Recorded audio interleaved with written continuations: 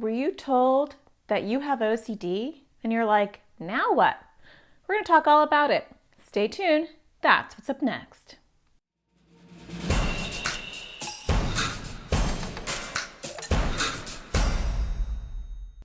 Hi, my name is Natasha Daniels. I'm a therapist and I make videos for people with anxiety or OCD. And I want to talk to you if you were just told that you have OCD. I make videos for people who are struggling with anxiety and OCD, and I think it's important to introduce you to the idea or the grief or the upset that might be coming with being told that you have OCD. But before I get started, don't forget to subscribe, hit the bell, because I make videos to help you and support you through all of this. Okay, so now what? Somebody, a therapist, a parent, a partner, an article, a YouTube video, has helped you figure out that you have OCD. And that comes with a lot of mixed feelings. You might worry because there's a stereotype of OCD that maybe is what you associate with. And so you might think, oh my gosh, I can't be one of those people who has OCD. And I want to start with saying that most of what you know about OCD, if you don't know a lot, is incorrect. And unfortunately, there is a stereotype of OCD that is not anything like having OCD. In fact, people with OCD are often highly intelligent, highly creative, highly out of the box type of thinkers. I want you to Google famous people who have OCD. Do it, try it, see it. You're going to see so many people that you know or you've heard of that have OCD, that are famous. Music stars, pop stars, athletes, inventors, leaders, CEOs, people from history, famous people who have been incredibly and highly successful are having difficulties with OCD. Now you might say, why is that? Why are all these really creative people or these inventors or these out-of-the-box thinkers having OCD? There is actually a pretty good answer for that. And that is that OCD comes with some side dishes, some superpower type of thinking that also coincides with having OCD. Nobody wants OCD, just like nobody wants asthma or diabetes. But if you have OCD, I want you to know that there is a weird silver lining. And that is that you are most likely highly intelligent. You are most likely an out-of-the-box thinker. You can see solutions and different ways to tackle problems than the average person, because that is part of what OCD does. It opens up your view, sometimes in a very bad way, but there are some good ways that it opens it up. You can see things and approach things in manners that other people can't, which can make you very successful in life. That is why a lot of inventors and creative people and leaders also have OCD. Okay, so I want you to do that. I want you to Google that because I want you to realize that having OCD doesn't mean that you are crazy or that you are broken or there's something horrible with you, because there are amazing people who have taken those side dish skills and made really good things happen with them. Let's talk about the rest. How do you deal with the struggles? You might say, you know what, Natasha? I'm not feeling bad that I was told I have OCD because it helps me understand why this is happening to me, that I'm not alone. You're not alone. So many people struggle with OCD. It just doesn't get diagnosed a lot. But the odds of having 1 or 2 people in a class of 30 people having OCD is very high. Statistically, there are a lot of people out there with OCD. It's just that they don't go around saying, hey, my name is Natasha, I have OCD. My name is John, I have OCD, right? You don't look different when you have OCD.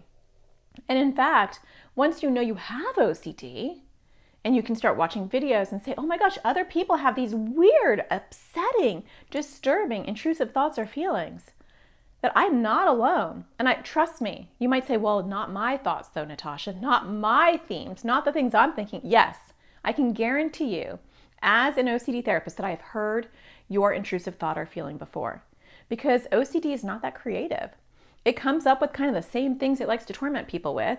And there are other people who are having the exact same upsetting or weird or uncomfortable or inappropriate thoughts that you are. There's a million different flavors of OCD.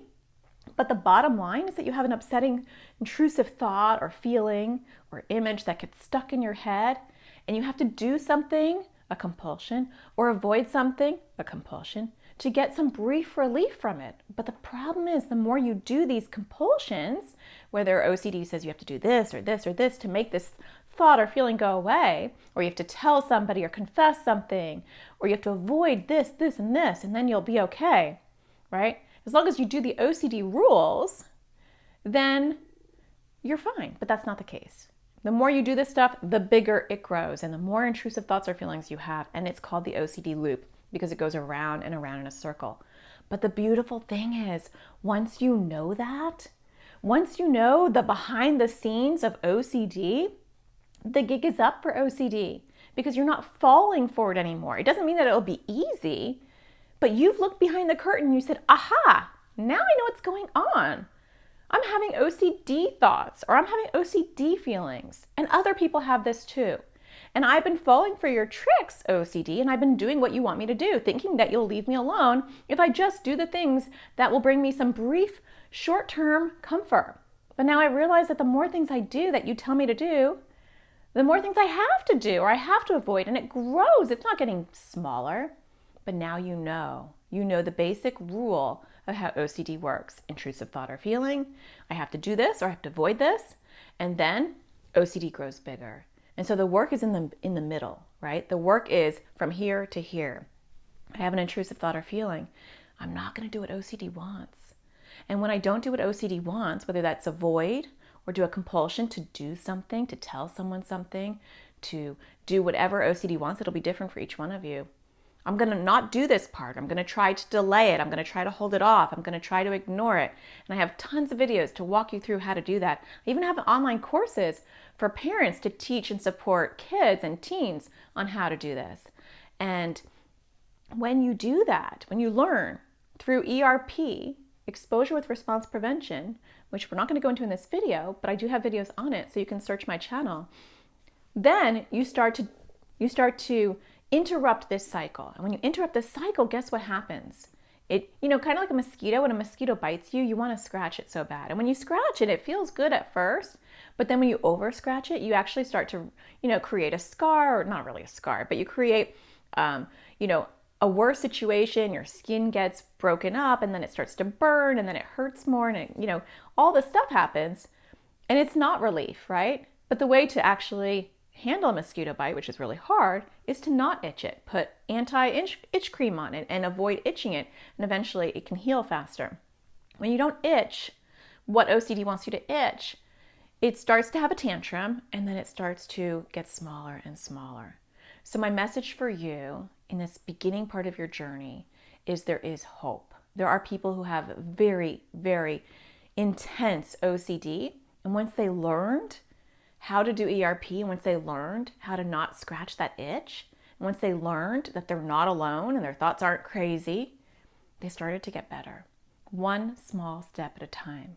And so it is not a death sentence. It's not a lifelong sentence. It's learning how to cope with something. Just like if someone told you you have asthma, you would learn how to manage your asthma. Or if someone told you had diabetes, you would learn how to manage your diabetes. And it would be such a small, tiny thing in your life most of the time because you learned how to manage it. It's always the hardest in the beginning when you're learning that you have something, when you have OCD, and then you're learning how to adapt to it. But it doesn't have to be a lifelong burden weighting you down, destroying your life. The good news is once you know you have OCD, you're now already on the right path to make that little annoying voice get tinier and tinier and tinier until you can manage it completely and enjoy your life. And also start to tap into those superpowers that you have, because that's the silver lining, that's the good stuff. That you are incredibly important and special, like all of us are, and you have skills and abilities that are going to help you grow and develop. So I hope that you find the sparkle in everything you do. Check out my other videos that will support you through this journey. If you want to check out my online courses at atparentingsurvivalschool.com, that can help as well. And I hope that you find the sparkle in everything you do. I'll be back next Thursday. Take care.